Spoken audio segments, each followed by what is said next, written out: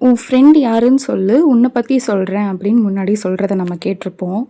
இப்போலாம் உன்னோட ப்ரியாரிட்டேஷன் என்ன, அதை வச்சு தான் உன்னோட லைஃப்பை டிசைட் பண்ண முடியும் அப்படிங்கிறது தான்.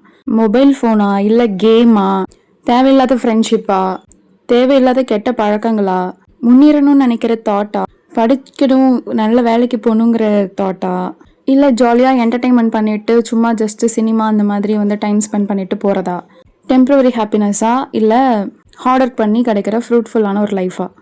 நம்ம முன்னாடி இவ்வளோ ஆப்ஷன்ஸ் இருக்குது. இவ்வளோ இருந்தும் இதில் யாரை இல்லை எந்த விஷயத்தை முன்னிலைப்படுத்துகிறோங்கிறத பொறுத்து தான் லைஃப் அடுத்த 5 வருஷத்தில் எப்படி மாற போகிறதுங்கிறது டிசைட் ஆகும். இன்னும் படிக்கணும் அப்படின்னு ஆசைப்பட்டுட்டு ஜஸ்ட்டு மோட்டிவேஷன் வீடியோ மட்டும் கேட்டுக்கிட்டே இருந்தாக்கா லைஃப் எந்த ஒரு சேஞ்சஸும் இருக்காது.